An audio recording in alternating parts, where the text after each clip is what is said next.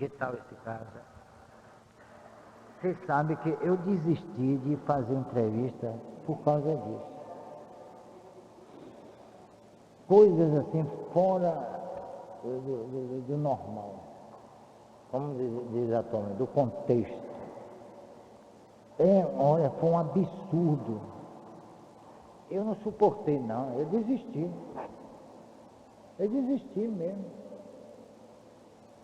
Aqui, eu não estou contando esse caso, mas há um outro caso do jeito que se envolveu com uma jovem, 20 e poucos anos à época, e ela só sentia orgasmo ele fazendo xixi nela. Pode uma coisa dessa? Eu digo, vem cá, rapaz, você não está brincando comigo, não, né? Não, nada disso, isso é verdade. E aí o que aconteceu? Aí eu estou aqui porque eu não posso largar ela, porque eu sou apaixonado por ela, sou louco por ela, e eu não consigo deixá-la. Isso é ou não é obsessão? É claro que a gente não vai desculpar a pessoa, não, ele está fazendo porque é obsidiado, né? Não é assim. Se houve obsessão, vocês podem ter certeza disso. Ela existe quando há uma receptividade, mesmo não percebida pelo obsidiado, mas existe. Se o obsessor motiva a libido de alguém e há uma correspondência, aí a coisa fica feia. Então não existe amor à primeira vista, não. Há sim vamos chamar de uma ressonância, né, de energia, e que essas energias vão motivar o desejo sexual. E tanto é verdade que nesse tal filme que eu vi, eles saíram direto da sinaleira para o apartamento dele, onde mantiveram relações. Porque o tipo de amor que ainda prevalece é o amor que se somatiza, né? Através do desejo. E aí as coisas podem complicar. Porque essas paixões assim, arrebatadoras, terminam às vezes até em tragédia. Pode terminar em tragédia.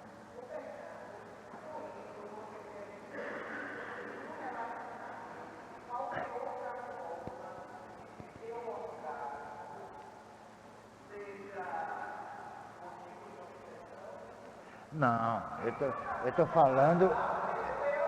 falando em casos específicos. É claro que essa questão do orgasmo, né, que às vezes as mulheres não sentem, tem uns até que fingem, tem uns que fingem. Mas acontece o seguinte, a gente tem que separar as coisas. Quando aquilo ali ultrapassa a normalidade, vamos chamar assim, ou alguns padrões, né, de equilíbrio, de respeito mútuo, aí a coisa começa a entrar no terreno da obsessão. Porque mesmo na relação sexual, por mais arrebatada que seja, tem que haver um respeito mútuo entre o casal, né? Eu não estou falando em relações, né, homossexuais, aí é diferente. Aí a própria relação em si já é uma obsessão, um processo obsessivo. Mas eu estou falando em relações homem-mulher. Então existem limites. Tanto é verdade que quando o casal ultrapassa esses limites, o respeito entre ambos desaparece. Vira casa de mãe Joana. E tem uma coisa, o lugar onde o casal dorme e mantém seus relacionamentos, chama de tálamo. Quando esse tálamo é desrespeitado, os obsessores entram. Então ali não há apenas o casal, há o casal e mais os obsessores, que começam a estimular psicamente os dois.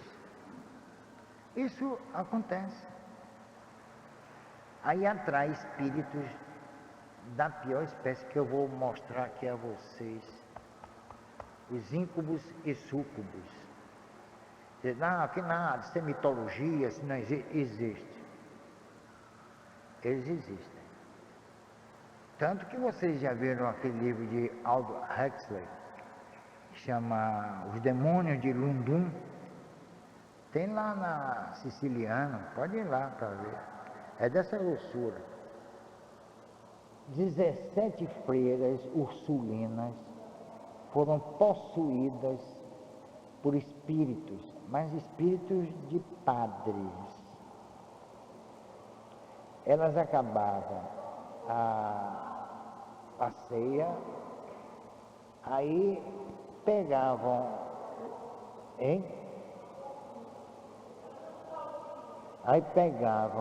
elas pegavam livretos, foi em 1600 e tanto, livretos com gravuras eróticas, que sempre houve, né? Começou por Eva e Adão.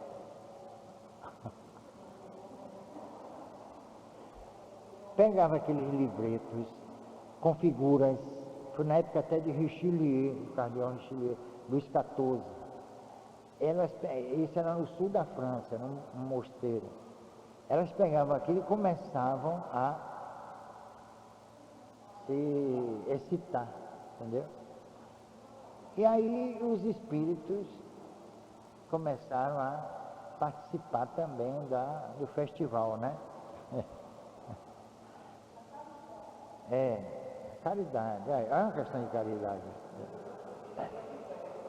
Aí, resultado, eles começaram a estuprar as freiras dentro das celas.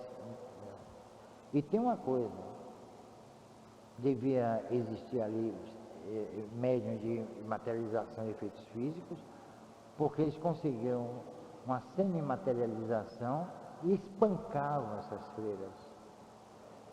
A Amado Superiora mesmo, eles criaram uma chamada pseudocieses, né?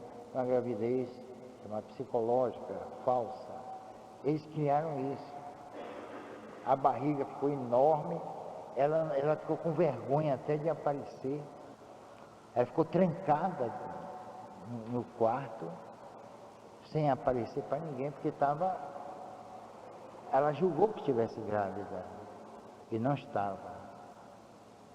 Depois a barriga desapareceu. Aí promoveram uma missa com vários bispos que vieram de Paris.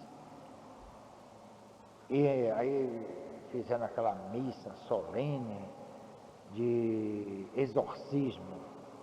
E as 17 freiras lá, de repente os espíritos invadiram a igreja e possuíram essas freiras na vista de todos os bispos. Kardec fala nesse episódio. Ele fala, foi 1640 por aí.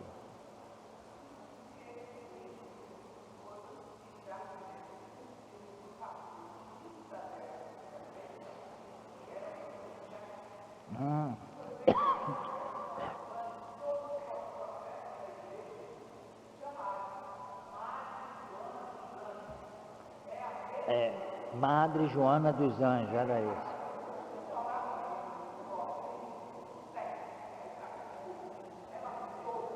Elas levitavam, elas falavam em línguas estranhas e ninguém conseguiu, todas morreram. A última que morreu foi a Madre Joana dos Anjos, foi a última, a Madre Superiora, mas todas eles mataram. foi um dos casos mais incríveis de obsessão, testemunhado por muita gente, padres, bispos, arcebispos, tudo, não adiantou nada, nem água benta, nem cruz, nem nada. Dentro da igreja, oficiando lá a missa, e eles atacaram. Foi um Deus nos acuda. Elas gritando e gritando, o inferno.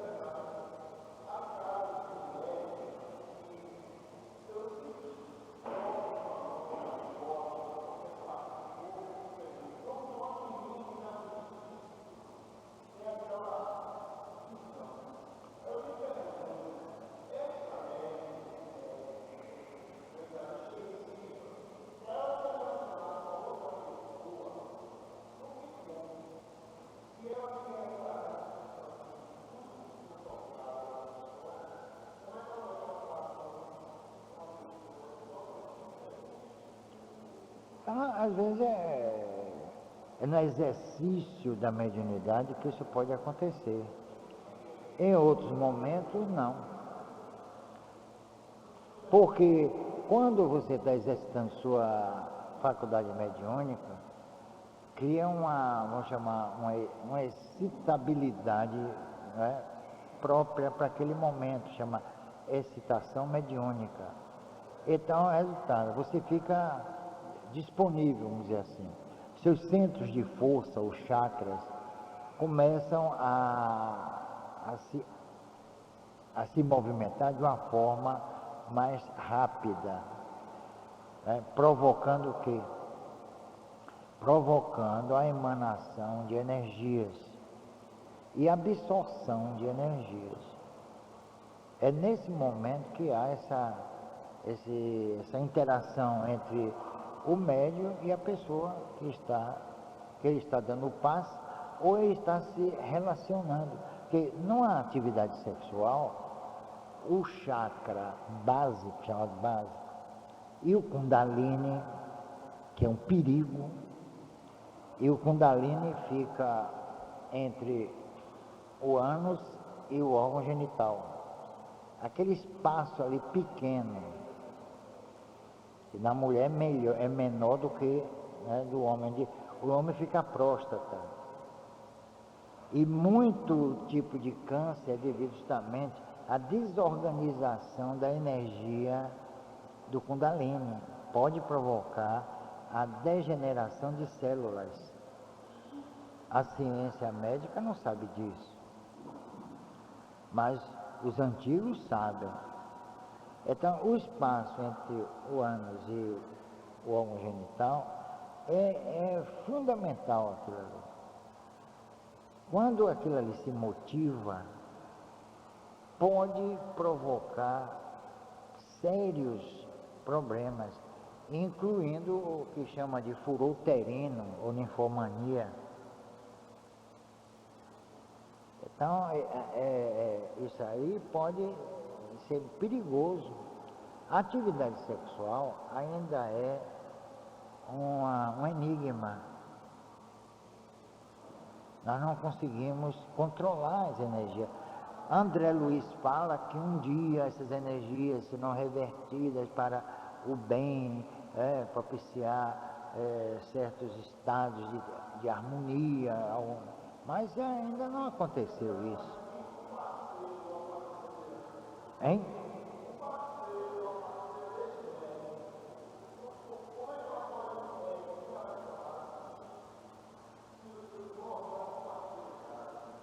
Mas quando não há compatibilidade, aí é que está o problema. Quando houve, né, pela mitologia, mas isso significa algo assim muito importante, chamada androgenia. O que é androgenia? Era um ser que era ao mesmo tempo homem e mulher. Tinha, para o pessoal do taoísmo, tinha o yang e o yin, não é?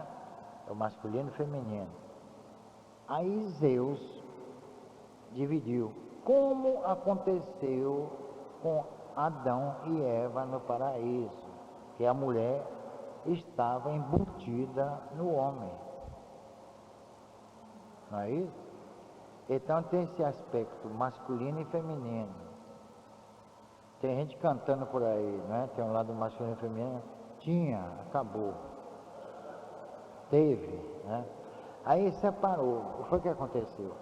Chama dialética dos contrários, dos opostos. O homem e a mulher se juntam, mantêm a relação e dali pode advir um novo ser. E aí dizem que aquele novo ser estava também ali, ideologicamente, certo? É claro, isso aí é uma explicação mitológica, né? Mas guarda alguma coerência, digamos assim, né? Não digo uma coerência assim, absoluta, mas guarda alguma coerência. Então, essa atração dos opostos. Aí é o seguinte, a energia dele, do homem, é incompatível com a energia dela, mulher. E vice-versa. Certo? É aí que está justamente o estado ideal da relação sexual. São os opostos se unindo para a constituição da vida, pelo menos em tese, né? Porque hoje em dia tem certos expedientes que evitam a gravidez, mas em tese, e de acordo com o direito natural, as leis naturais, melhor dizendo, essa relação dos opostos é como dizer, do atrito nasce a luz, não é isso? Até mesmo na física, o polo negativo, positivo, não é isso? Então, é ideal que haja então esse processo díspare entre um e outro. Quando as energias se fundem, se identificam, se tornam, vamos dizer assim, não digo iguais, mas semelhantes, aí não nasce nada. Aí vem uma coisa que chamam de esterilidade. É uma esterilidade natural. Por incrível que pareça, os semelhantes não geram nada. Os contrários, sim.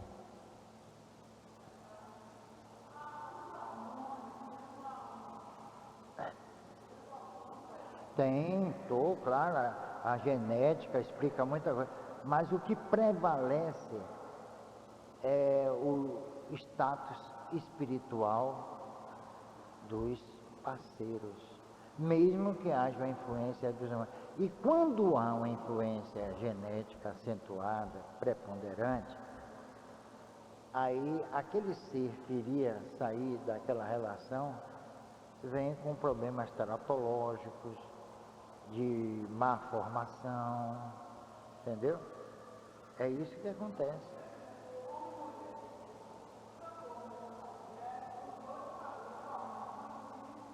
Isso.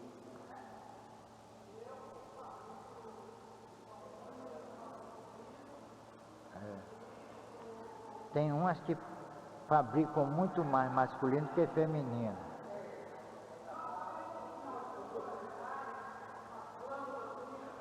Eu sei qual é. Isso. Exato.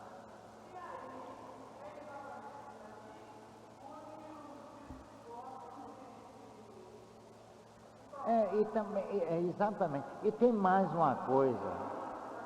A gente tem que levar em consideração a trama existencial de cada pessoa. Nem sempre um relacionamento conjugal Não vou nem falar conjugal, porque hoje em dia pouca gente está casando, né? Isso não tem importância nenhuma. Não é isso? Porque hoje os direitos da mulher casada são os mesmos da mulher, né, amancebada, como se diz, né? A união estável, né? Hoje tem a opção de... Até anão tem nome diferente, como é prejudicado verticalmente, como é? Verticalmente, Agora não é assim. Tem gente que é horizontalmente, né? Aí, aí resultado, a trama existencial pode determinar muita coisa. Porque vocês sabem que o modelo organizador biológico é o perispírito, sob o comando do espírito. Quem plasma toda a organização biológica, física, é o espírito através do perispírito. Então, ele, vamos dizer assim, entre aspas, dota o corpo físico de determinados dispositivos que não têm absoluta autonomia como pensam os geneticistas. Não tem, não. Quer dizer que a evolução é darwiniana, através de uma seleção natural, através disso. Então, quem comanda todo o processo é o espírito. O espírito tem esse poder. E é ele que vai determinar todo o processo de vida daquele ser. Aquele que vai... Tanto isso é verdade, repara uma coisa interessante. Agora mesmo uma mulher em morte cerebral foi preservada viva por 3 ou 4 meses. Ela tinha dentro dela um ser que precisava desse tempo para nascer. E aí o que foi que aconteceu? Ela foi conservada viva artificialmente. Mas isso não impediu o crescimento natural daquele ser. Isso mostra uma certa independência do espírito no útero materno. E que a mãe exerce psicicamente, ela estava em morte cerebral.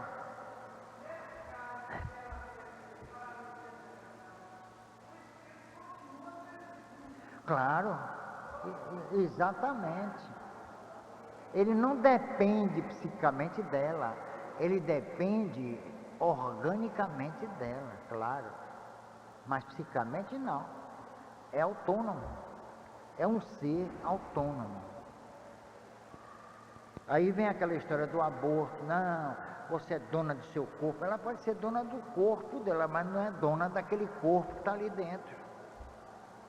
Ele tem sua autonomia, sua independência.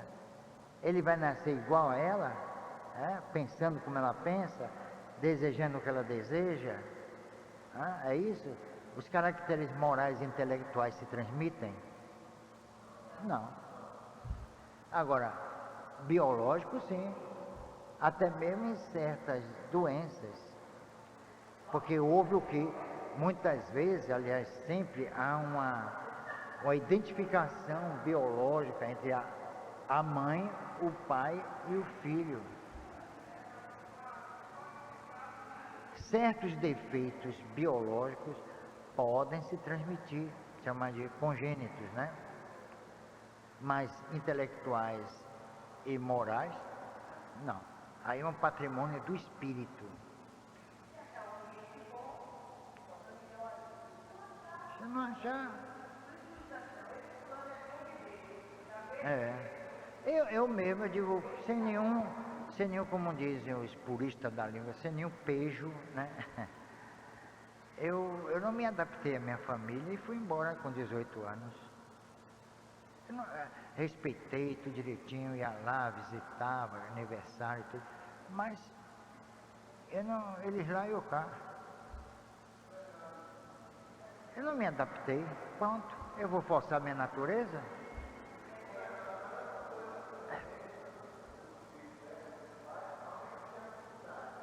Ah, claro, que chama de afinidade, né? Genética, né? Há uma afinidade, e até mesmo uma afinidade moral.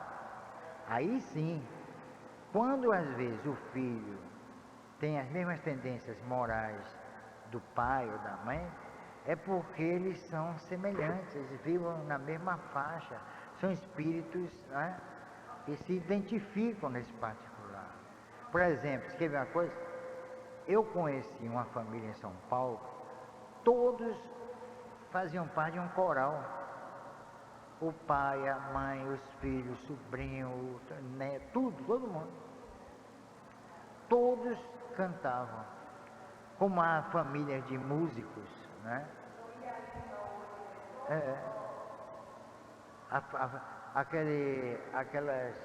Aquela família daquelas gordonas, como é o nome dela?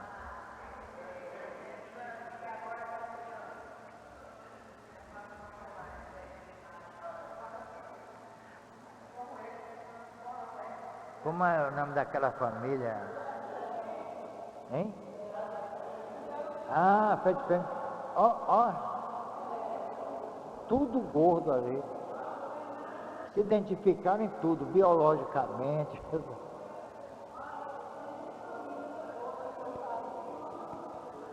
Hein?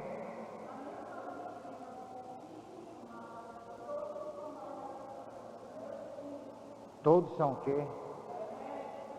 Médicos. Quando reúne a junta médica, né? Pois é. Eu mesmo, minha família, o único espírita sou eu. Tá vendo aí? O único espírita, mais ninguém. Tá vendo? As coisas. Bom, nós vamos dar o intervalo por causa do almoço. Vocês querem almoçar agora? Tá cedo? Então, olha, são 12h30, a gente para aqui, tá? Tá certo ou tá errado? Olha, quem quer continuar, levanta o braço. Perdeu. O pessoal está com fome, isso eu sei.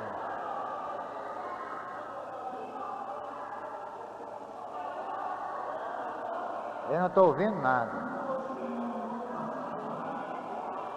Ah, mas eu aguento porque eu tomei insulina. Mas ela mesmo está com fome ali, ó.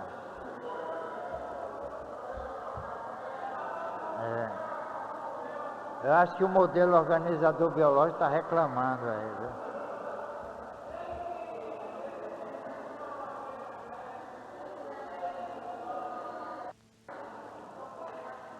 Não tem não? Tem. Deixa eu ver. Deixa eu ver.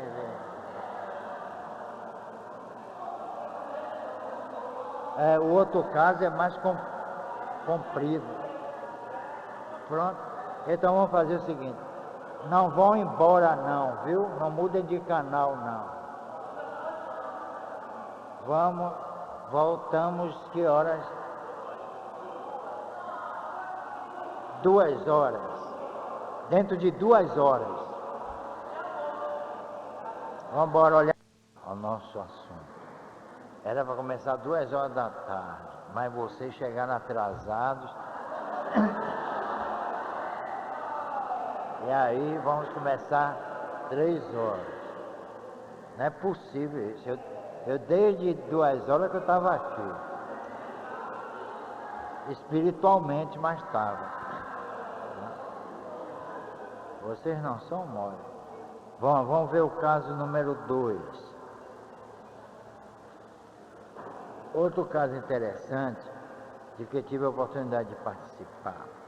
Uma jovem me procurou, Morava na rua Siqueira Campos, no bairro do Barbalho, também em Salvador, Bahia.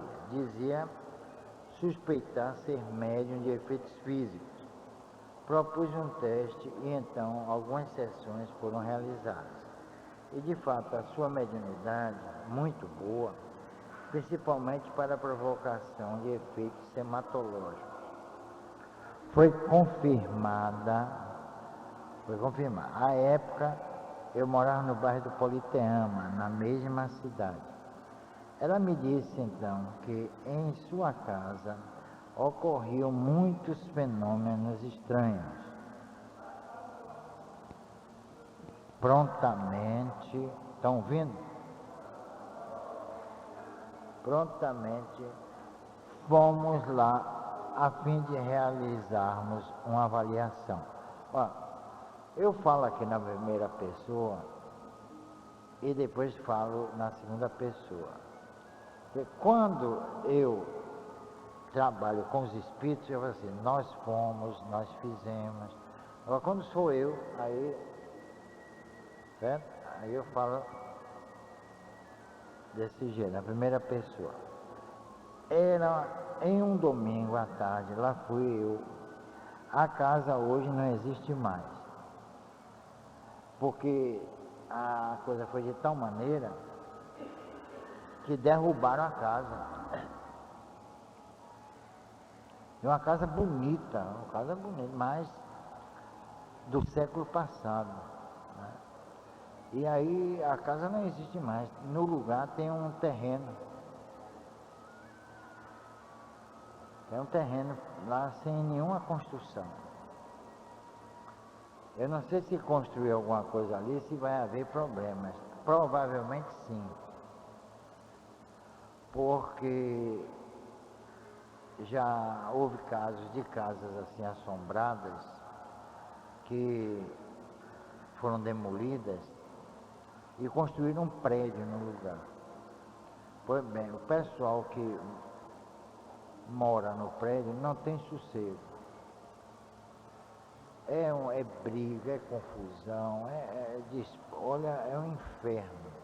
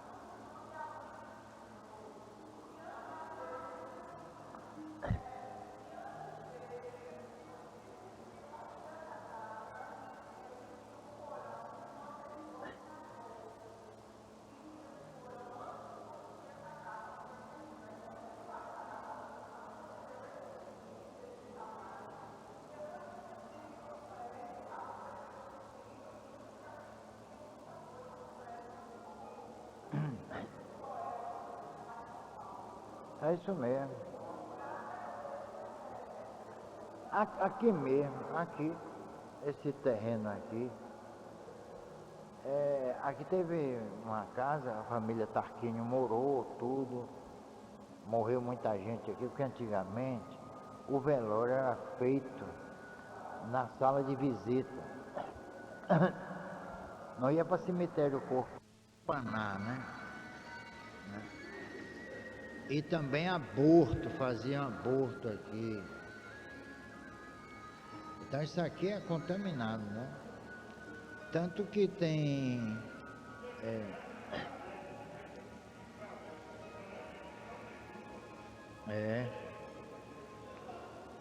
isso aqui já foi cemitério de fetos. É um negócio sério. Tanto que tem aquele Feng Shui, né? Feng Shui, que determina se o local é próprio ou não para certas construções. Lá em Hong Kong, aqueles prédios imensos foram construídos assim. Para ver se a energia do terreno pode prejudicar ou não os negócios que vão ser instalados naquele prédio. Isso no centro de Hong Kong.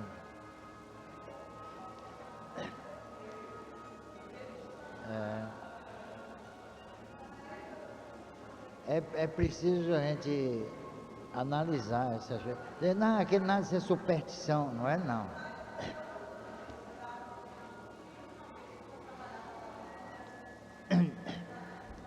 É superstição. Eu mesmo, eu tive minha infância ali na Boa Vista, em Brotas, né? Rua Marquês de Abrantes. Eu morava numa casa. Era uma casa enorme, tudo. Pois bem, aí meu pai se mudou, todo mundo saiu, vendeu a casa e construíram um prédio no lugar. Toda vez que eu sonho, né, eu não vejo o prédio. Eu me sinto dentro da casa, e a casa não existe mais. Mas eu me sinto lá dentro, como se ela ainda estivesse ali no terreno. Os espíritos também pensam assim, eles não veem o prédio, eles veem a casa, o local onde eles viveram e morreram. Aí começa a perturbação, né? Isso é... Tanto que se construir alguma coisa nesse terreno lá na Siqueira Campos, pode dar problema. Bom, em um domingo à tarde, lá fui. A casa hoje não existe mais. Os assombramentos, como dizia Ernesto Bolzano, eram de tal forma que tiveram de demolir a casa. Era uma construção antiga do século XIX e nela havia um porão onde escravos eram acorrentados. Ali tudo era manchado de sangue, embora o ambiente tenha sido pintado várias vezes, inutilmente. As manchas reapareciam nas paredes e no piso. Nesse dia fui sozinho. Eram 16 horas. Bati a porta. Grande e imponente, como de costume nas casas do período. Ao abrir-se, entrei deparando com o corredor imenso, cheio de portas laterais que davam para os quartos, além de uma escada que conduzia ao sótão. Ao pisar no corredor, estava a médio à minha frente. As portas altas e maciças, feitas de madeira de lei, devia ser pau d'arco, viu, Cedrais? Começaram a bater sem que ninguém ou nada visível as movimentasse. Eu sabia que os espíritos não estavam me saudando ou batendo palmas, entre aspas, mas estavam sim contrariados com a minha presença.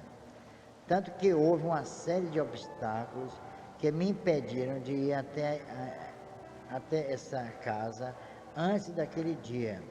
Por 3 vezes foi admitida a minha visita. Apenas no quarto domingo consegui ir.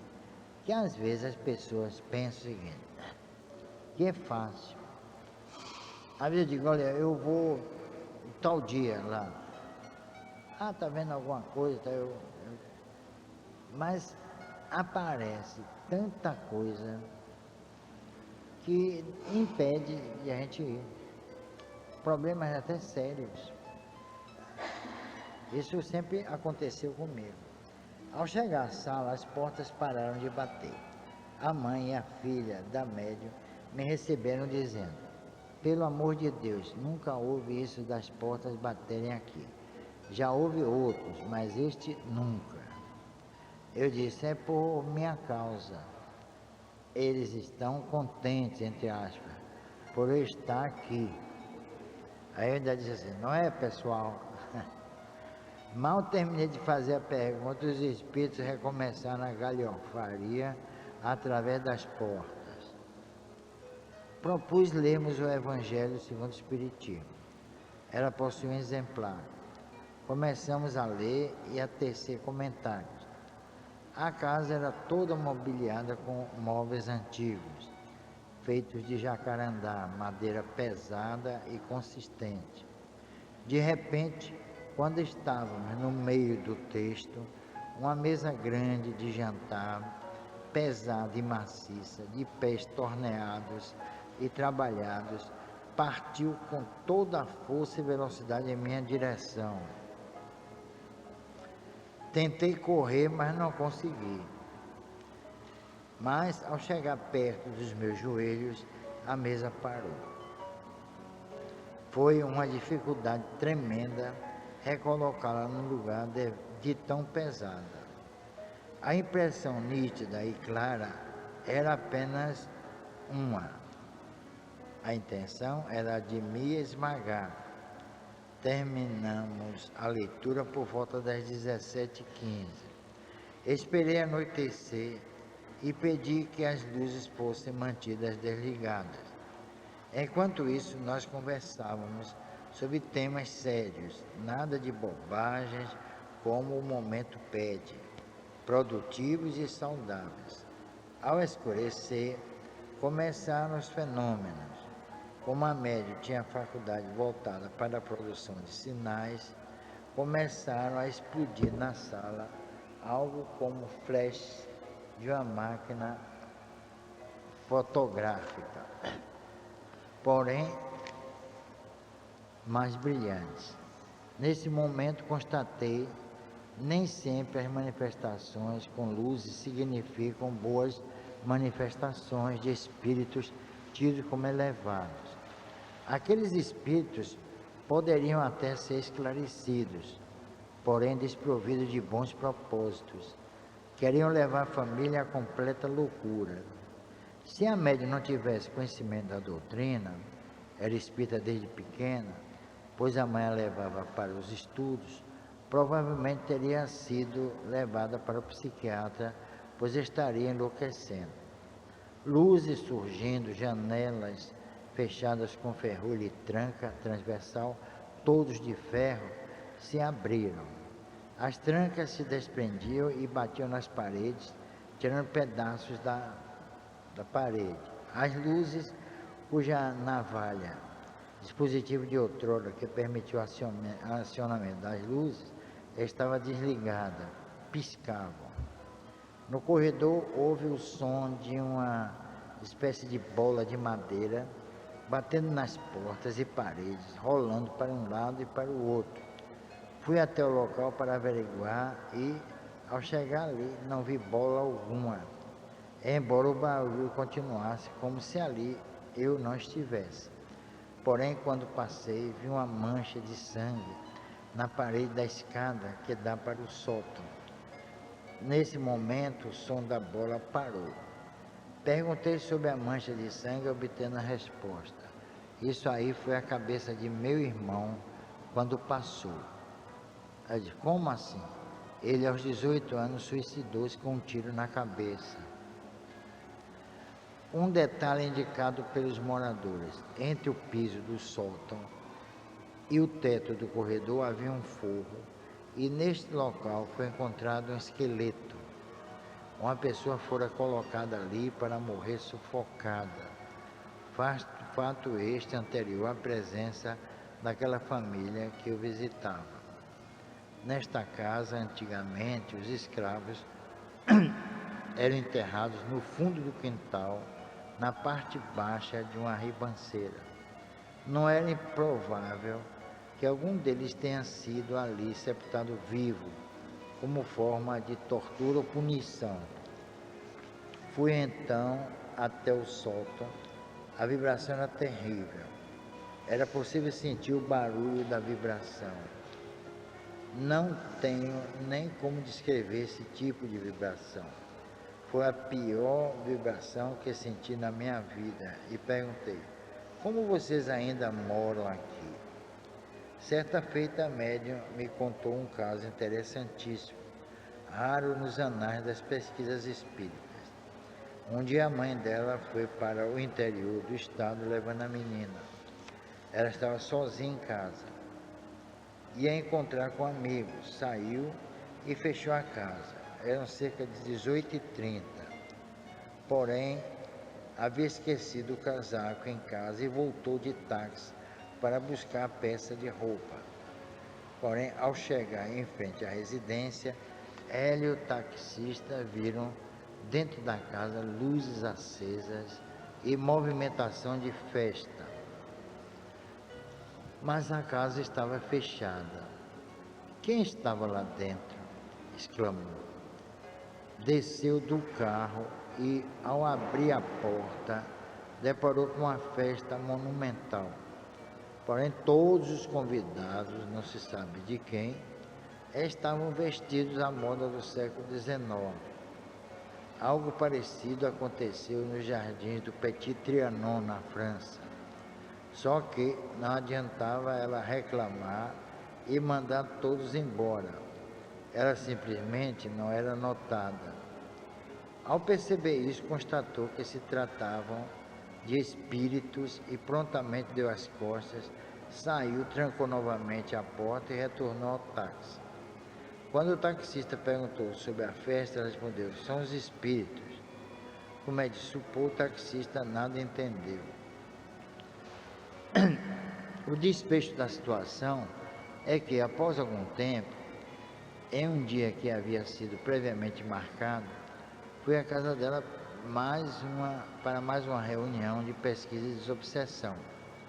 Porém, por mais que batesse à porta, não obtive resposta. A casa estava completamente fechada. Voltei. A médium me ligou depois dizendo que, por motivos pessoais, não iria mais dar continuidade às reuniões. Estava em Salvador apenas para resolver alguns pequenos problemas. Foi morar em Taparica com a mãe e a filha. Como sempre, a decisão da médium foi respeitada. Algum tempo depois, fiquei sabendo o trágico fim. Ela está, até hoje, completamente louca, internada em um hospício.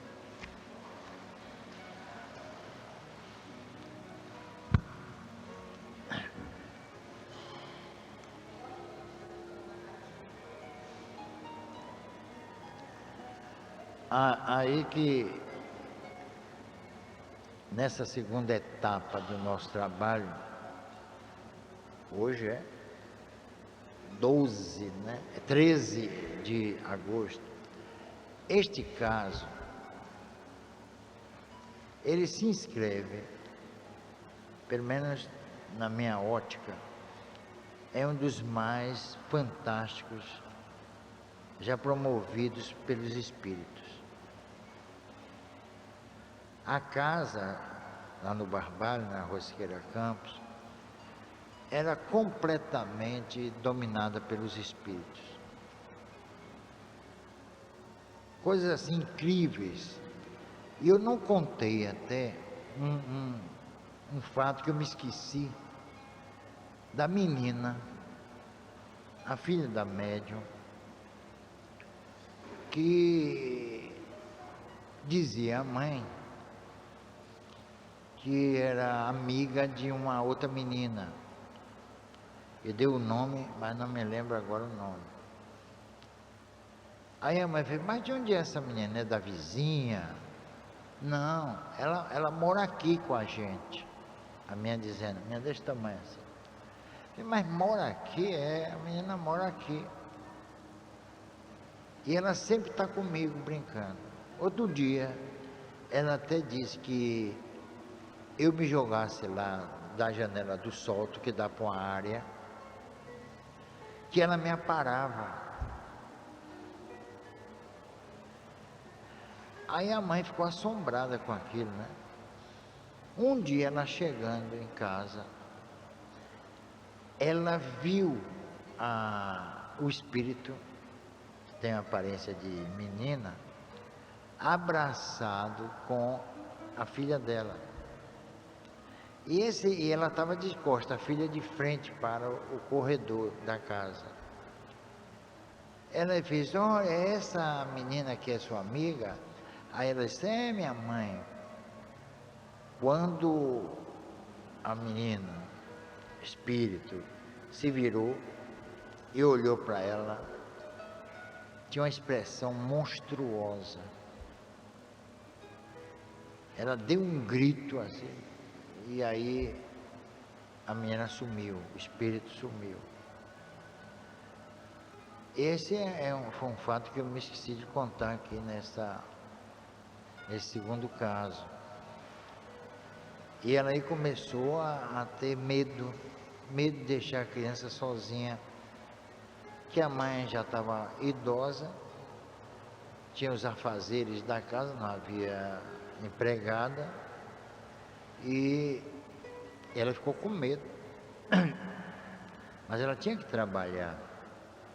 Então esse episódio na casa lá na rua Siqueira Campos, além do que já contei, os espíritos me saudaram, entre aspas, batendo nas portas, tentaram jogar uma mesa em minhas pernas e pintaram horrores. Eles eram espíritos terríveis.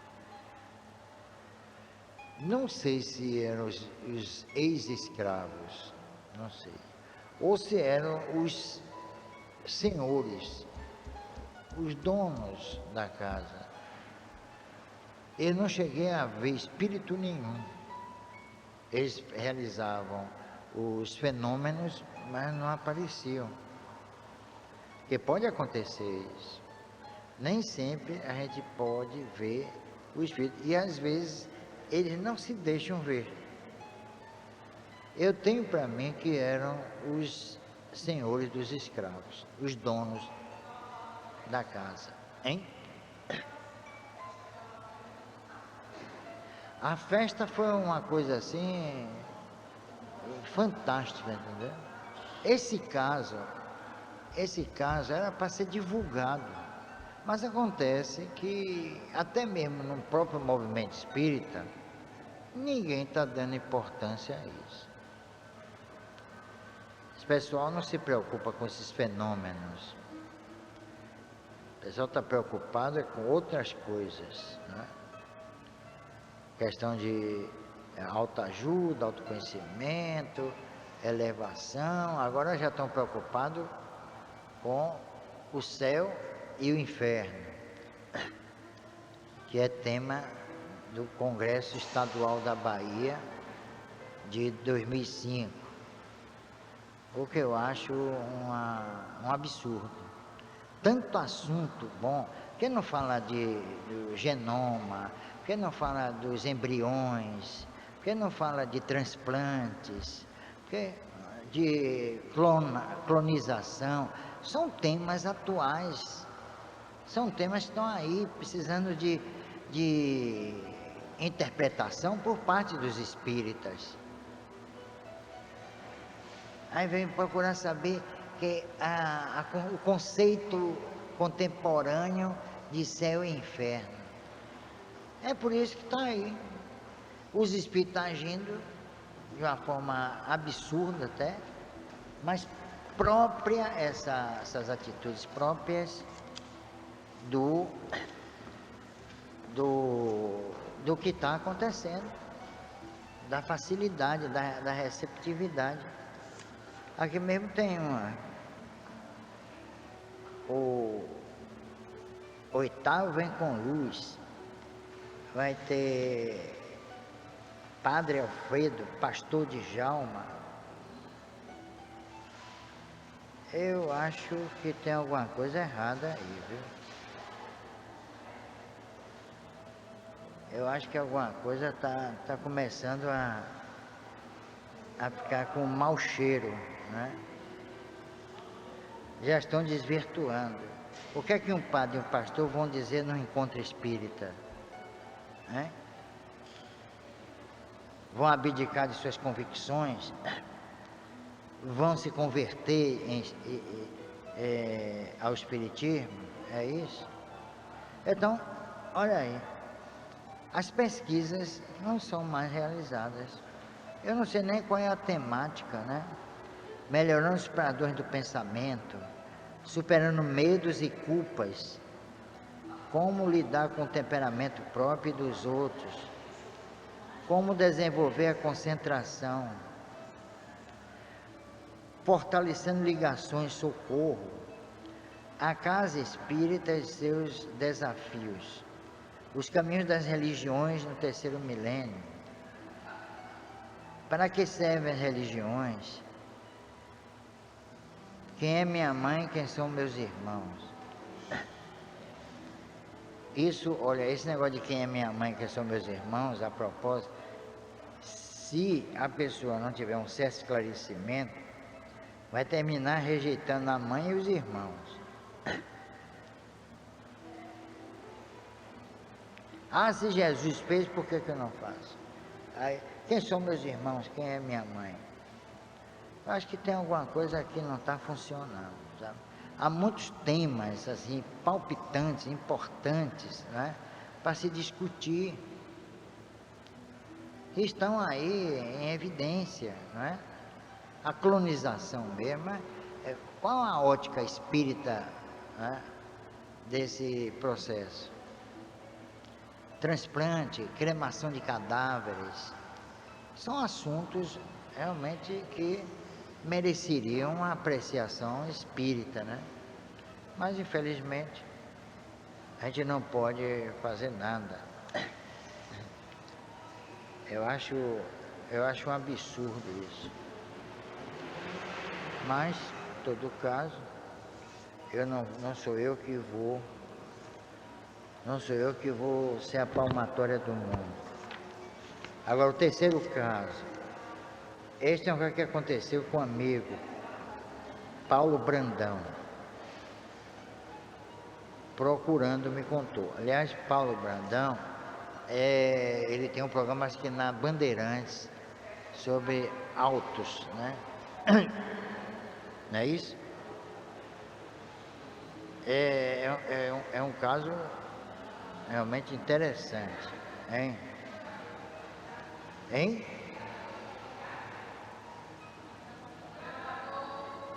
Tá ligado? Por quê? Eu digo tudo que eu penso, não tem nada disso não. Quem quiser me processe.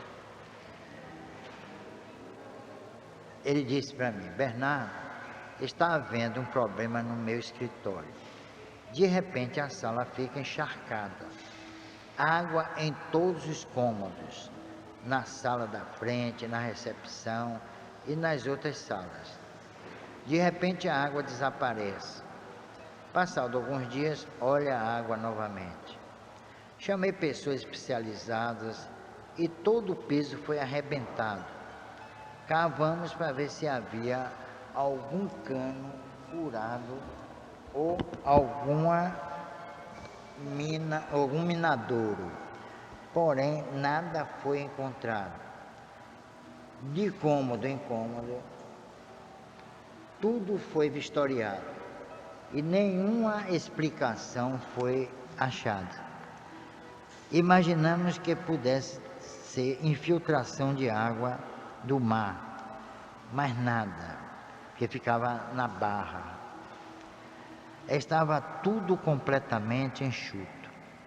Tapamos tudo e refizemos o piso. E foi gastada uma boa soma. Algumas semanas passaram sem o problema. Jurávamos estar resolvido, mas de repente, pela manhã, quando chegamos lá, tudo estava alagado como antes. E até pior, a água dava quase no joelho. Procurei saber se em outros lugares, dentro do próprio prédio, havia o mesmo problema. E foi constatado que apenas na nossa sala o problema ocorria. Então me chamou para ir lá. Fui com 3 médios da casa, ou 3 ou 2. Eu acho que Dulce estava entre esses médios. Eu acho que Simone também está. Simone está aí? Você estava. E Dulce também. Acho que foram vocês 2 que eu levei. A outra, mas não me lembro a outra. Quer dizer, aí testemunha, viu? Para depois dizer que estou inventando. Bom, onde é que eu fiquei?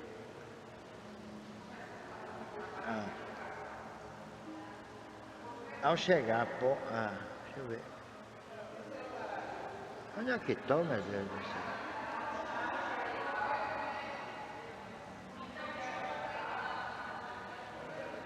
Alagado com mãe, é até pior. A água dava no joelho. Então me chamou para ir lá. Fui com 3 médicos da casa e começamos a fazer o trabalho de investigação. E a coisa ficou feia. Era um trabalho ligado à feitiçaria. Foram ameaças, xingamentos e ofensas.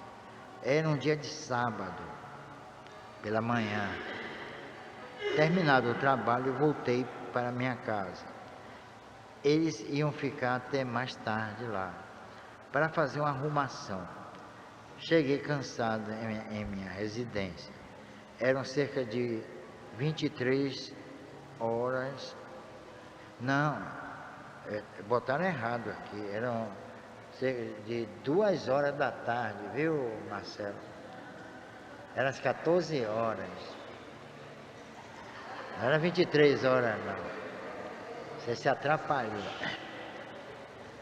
Deitei para descansar e saí do corpo, pois queria ir ver o local com outros olhos, ver o outro lado da medalha. Ao chegar à porta, bati. Acontece que, quando fora do corpo, mesmo vitalizado, é difícil causarmos ruídos, a menos que haja na periferia um médium de efeitos físicos. Porém, ao bater na porta, a minha vontade prevaleceu e causei um barulho característico na porta. Uma das meninas que estavam lá abriu e falou: "Olha, é seu Bernardo que está aqui.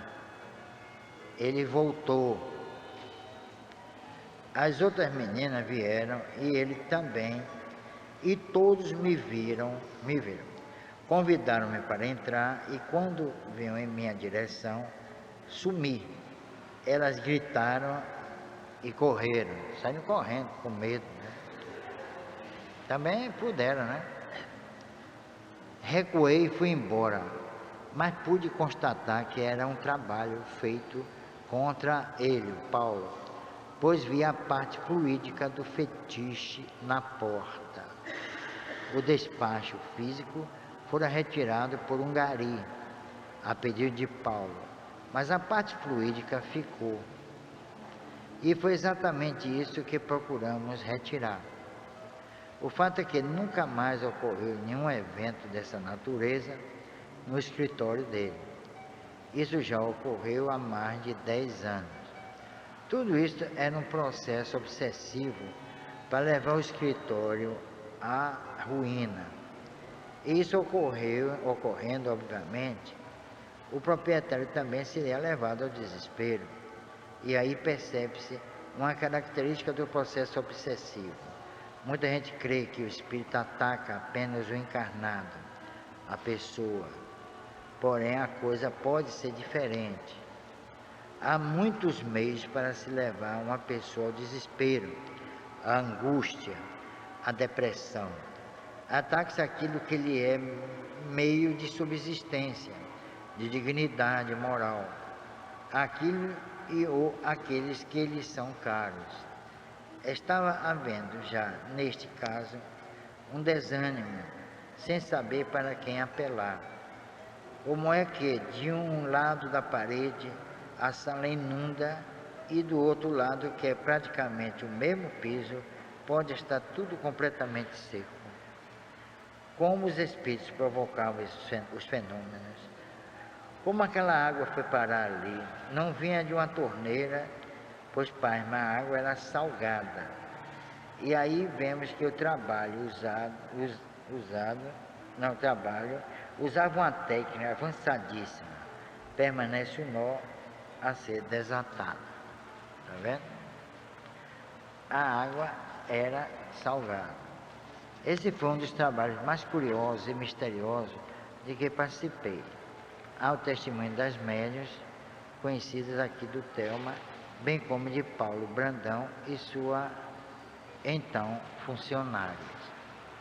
Então, esse caso é importante. Aí é que eu fico pensando, sabe? Eu penso de vez em quando.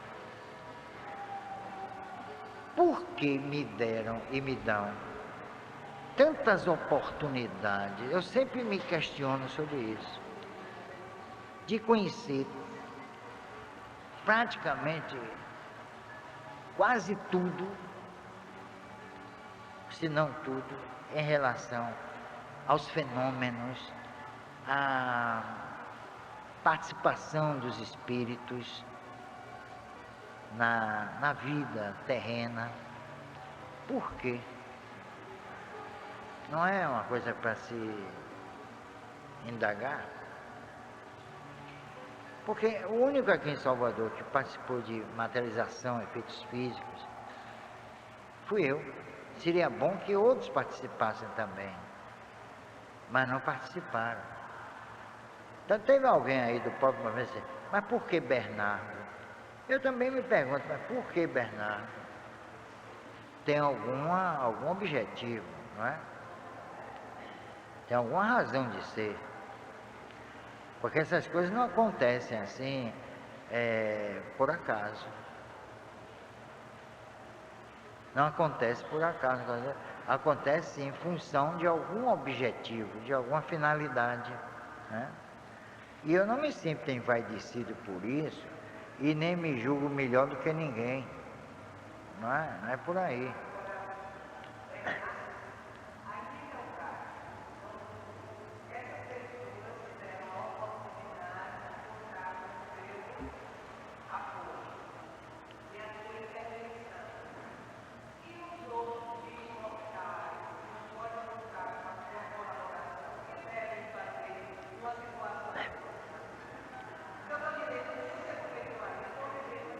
Devem orar e se preparar para o pior. Sabe por quê? Sabe por quê? Porque esse negócio de ficar dizendo por aí, porque os espíritos superiores, porque Deus não permite. Eu nunca vi isso, não. Os espíritos têm vontade. Ele manifesta a vontade e ele acaba mesmo com a pessoa. Eu já vi isso. Não é que